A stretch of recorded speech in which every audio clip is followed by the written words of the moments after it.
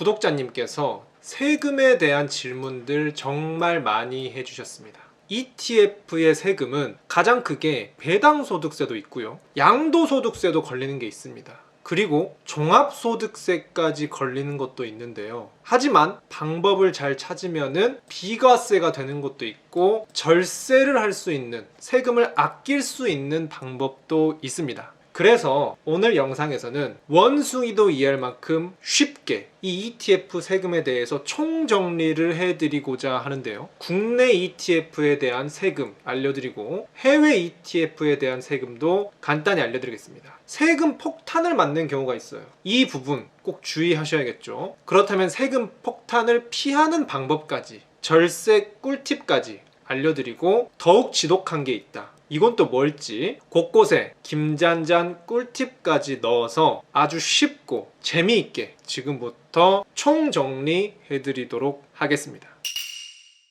먼저 국내 ETF 세금입니다. 국내 ETF는 대한민국 시장에 상장된 원화로 거래하는 ETF다 라고 생각하시면 편하고요. 크게 두 가지로 분류를 했습니다. 저도 이렇게 두 가지로 분류하기 싫었는데 우리나라 정부에서 이런 식으로 분류를 해서 과세를 하기 때문에 순수 주식형 ETF와 그 외 ETF 두 가지로 나눠서 설명드리도록 하겠습니다. 먼저 국내 ETF 중에서 순수하게 주식만 들어있는 ETF들입니다. 예를 들어서 코덱스 200, 타이거 200과 같이 코스피 200 지수를 추정하는, 그러니까 대한민국 기업들에서 아주 규모가 있는 200개의 주식만 추정하는 순수 주식 ETF들, 또는 반도체 관련 기업들만 추정하는 ETF들, 은행 관련 기업들만 추정하는 ETF들, 이렇게 다른 거 안 섞이고 대한민국의 주식들로만 구성된 ETF들은 세금이 어떻게 부과되냐? 먼저 주가 차익이 있겠죠? 내가 이 ETF들을 싸게 사서 비싸게 팔았을 때 그 차익에 대한 세금이 어느 정도 붙느냐? 놀랍게도 세금이 존재하지가 않습니다. 사실 이건 기적이에요. 소득 있는 곳에 과세 있다. 우리가 소비하는 것 하나하나까지 부가가치세로 악착같이 걷는 게 국세청인데 돈을 벌었는데 세금을 안 걷는다? 이런 경우는 엄청난 혜택입니다.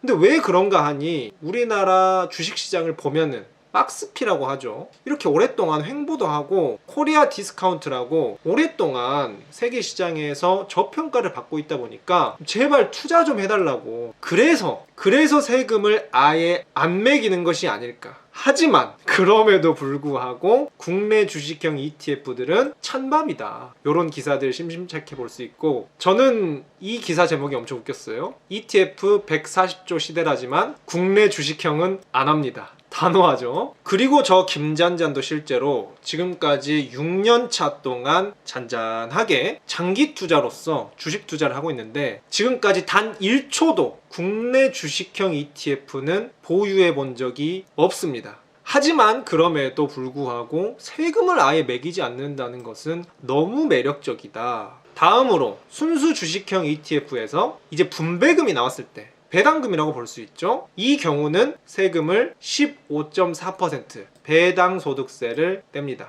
그런데 이 부분은 앞으로도 계속 나올 건데요. 그냥 이렇게 외우시면 됩니다. 어떤 곳에서든 배당금이 나온다. 그것은 이자 소득세와 마찬가지로 15.4%다. 배당금은 15.4%다. 계속 이어서 나올 겁니다. 그래서 국내 ETF 중에서 순수하게 주식만 들어있는 ETF 모두 체크했습니다. 다음으로는 그 외 ETF에 대해서 살펴볼 건데요.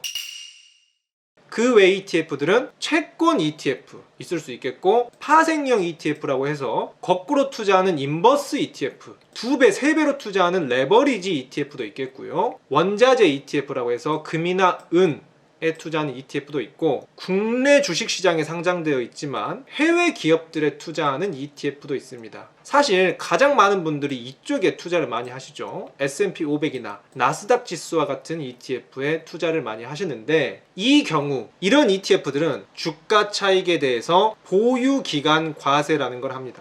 그래서 세율은 어떻게 되냐? 15.4% 배당소득세와 동일하게 세금을 매깁니다. 왜 세금을 15.4%를 매길까? 생각해보면은 양도소득세는 너무 센 것 같고, 그렇다고 아예 세금 안 매기긴 뭐하니까 그냥 배당소득세로 깔끔하게 통일한 게 아닌가. 보유기간 과세란 무엇인가? 처음 들어본 분도 계시고 한번 들어봤던 분들도 계실 겁니다. 사실 엄밀히 말해서 이 ETF들은 과표 기준가가 있습니다. ETF 가격 옆에 세금을 부과하는 기준가가 있는데 매매 차익과 과표 기준의 차이를 비교를 해서 더 적은 것을 부과한다. 즉 투자자에게 유리한 방식으로 더 적게 세금을 부과하는데요. 그래서 과표 기준가에 따른 보유기간 과세 이런 거 하는데 사실 이런 거는 몰라도 된다. 그냥 매매 차익의 15.4% 또는 과표 기준가에 따라서 조금 더 적게 어차피 나에게 유리하게 세금을 매긴다. 요렇게만 생각하셔도 투자하시는데 전혀 지장이 없기 때문에 효율적인 김잔잔, 알 필요 없는 것은 빨리빨리 버리고 중요한 것들만 계속해서 짚어드리도록 하겠습니다. 그래서 주가 차익에는 15.4% 보유기간 과세 매기고요. 분배금에는 역시 15.4% 배당 소득세 매깁니다. 제가 말씀드렸죠? 배당금, 이자는 무조건 15.4%다. 이건 그냥 공식처럼 고정되어서 간다. 그래서 정리하면 이렇습니다. 국내 ETF의 경우 순수 주식형 ETF는 주가 차익에 대해서 세금이 아예 없습니다. 하지만 나머지 그 외 ETF는 15.4% 세금 매기고요. 배당금 같은 경우는 따로 생각할 필요 없이 그냥 배당금, 이자 15.4% 공식처럼 외워가시면 되겠습니다.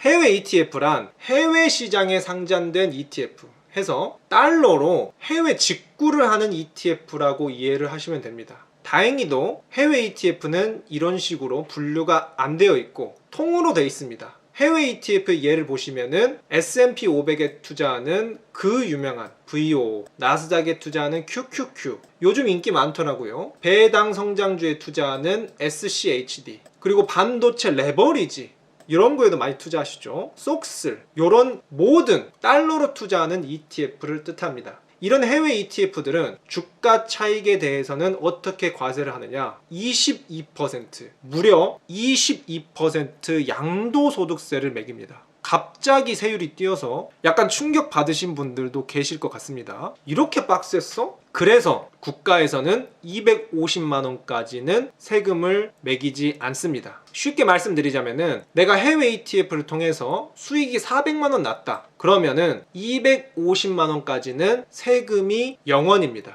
그리고 나머지 150만 원에 대해서만 양도소득세 22% 해서 세금이 33만 원이 부여가 된다. 이렇게 이해하시면 되겠고요. 그래서 이 250만 원까지의 비과세를 이용해서 절세하는 방법도 있습니다. 이 방법에 대해서는 제가 따로 채널의 영상으로 다뤄드렸었거든요. 그 영상 참고하시면 좋고요. 그래서 해외 ETF의 경우 주가 차익은 22% 양도소득세를 뗀다. 그리고 분배금, 배당금의 경우는 어떻죠? 15.4% 배당소득세를 뗀다. 계속 말씀드렸죠? 배당금은 그냥 은행 이자와 동일하게 15.4% 고정이다. 이렇게 생각하시면 편합니다. 그래서 ETF 세금 총 정리하겠습니다. 이 표만 이해하시면은 ETF 세금은 일단 끝이죠. 국내 ETF는 순수 주식형은 세금 없다. 하지만 그 외에는 15.4% 내고요. 해외의 경우는 22%. 확실히 국내산에 우대를 해주는 정부의 모습을 볼 수 있습니다. 그리고 배당금은 어떻죠? 국내든 해외든 다 필요 없이 배당금, 이자 15.4%. 이렇게 생각하시면 아주 심플하고 명확하게 벌써 ETF 세금에 대해서 마스터를 하셨고요.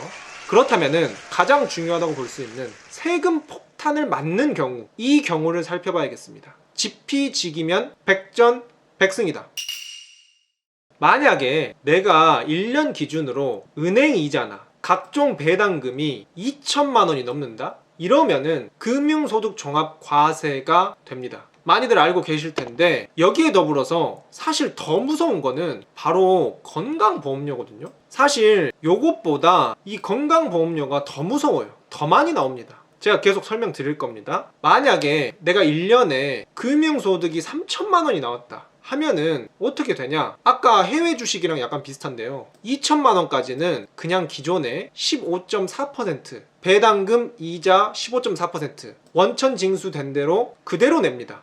하지만 나머지 초과된 1,000만 원 있죠. 이거는 15.4%가 아니라 15.4%보다 더 높게 이제 배당소득세가 아닌 종합소득세로 넘어가게 되는데요. 이 종합소득세는 세율이 소득별로 다르죠. 그래서 일단 여기에서 가장 아래 세금은 안 쳐줍니다. 이 원천 징수된 15.4% 이상부터 따진다고 생각하시면 됩니다. 그래서 자신의 소득에 따라서 소득이 크면 클수록 세율이 이렇게 올라간다. 최대 45%. 이거는 또 지방세가 포함이 안 됐기 때문에 지방세까지 포함이 되면은 거의 50% 가까이 되거든요. 고소득자일수록 세금 폭탄이 될 수 있다. 이렇게 볼 수 있습니다. 하지만 제가 앞서도 살짝 언급드렸지만 이것보다 무서운 게 뭐냐면은 바로 건강보험료거든요. 건강보험료는 금융소득이 1,000만 원 이상 될 때부터 움직이기 시작해서 보이시죠? 1,000만 원을 초과할 때부터 합산이 됩니다. 그래서 금융소득이 커지면 커질수록 이 건보료가 쭉쭉 올라가거든요. 이게 바로 진정한 세금 폭탄이자 제가 봤을 땐 가장 두려운 부분이라고 생각합니다.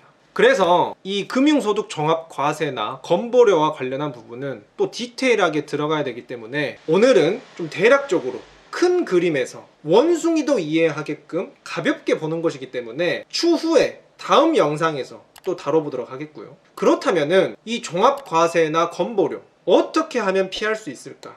요것까지 보고 오늘 영상 마무리하려고 합니다. 사실 이 절세법만 알면은 고민할 필요도 없죠.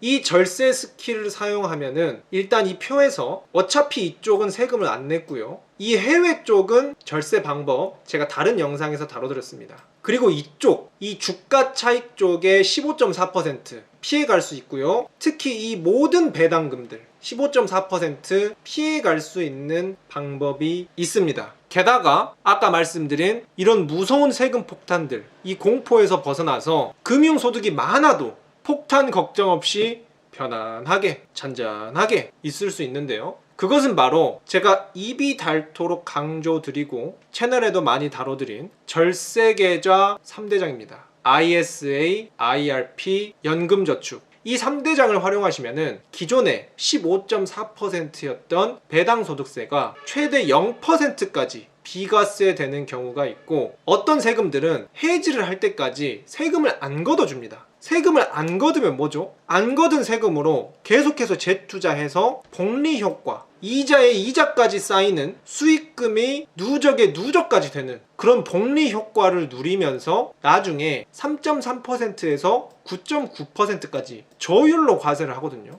그러니까 비과세 혜택도 받을 수 있고 할인이 크면은 5분의 1 수준으로 저율 과세를 받을 수 있습니다. 너무 좋죠. 게다가 아까 말씀드렸죠. 고소득자분들 건강보험료, 종합소득세 무서울 텐데 이 3대장이 나타나주면 바로 빤스러 건드리지 못한다. 든든하다. 이렇게 말씀드릴 수 있겠습니다. 이 세 가지 절세 계좌와 관련해서는 각각 할 이야기도 많고 특성들도 다 다릅니다. 하지만 이 부분들에 대해서도 이미 이 김잔잔이 꼼꼼하게 다뤄드렸고 많은 구독자님들께서 너무 도움 많이 됐다고 말씀도 주셨죠. 이 영상들 제가 고정 댓글에 남겨놓겠습니다. 영상 끝까지 보시고 쇼핑하듯이 절세계좌 하나씩 찬찬히 살펴보시고 꼭 우리 구독자님들께서는 세금 아껴서 그 돈으로 맛있는 소고기 사 먹고 행복에 투자할 수 있길 기원하겠고요. 하지만 마지막으로 더 지독한 게 있다.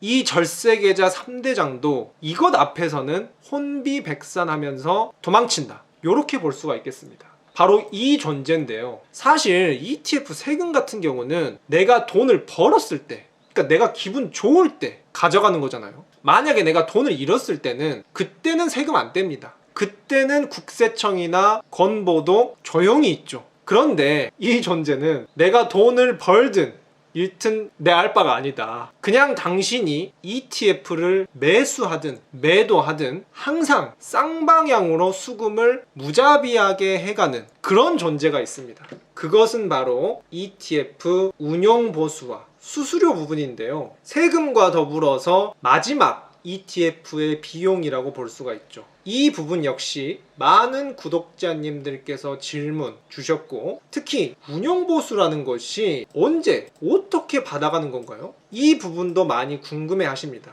그래서 이 부분에 대해서는 또 원숭이도 이해할 만큼 쉽게 그리고 재미있게 바로 다음 영상에서 이어서 설명드리고자 합니다. 가장 빠르게 받아보시려면 지금 구독과 더불어 알림 설정 해주셔야 올라오자마자 바로 확인하실 수 있고요. 오늘 나름 상황극처럼 스토리텔링도 한다고 고생하면서 자료들 준비했는데 도움이 되셨다면 좋아요 한 번씩 눌러주시면 또 제가 뿌듯하고 더 의욕이 생기는데 도움이 될 것 같습니다. 그렇다면 바로 다음 영상에서 이어서 저는 또 돈이 되는 꿀팁으로 찾아뵙도록 하겠습니다.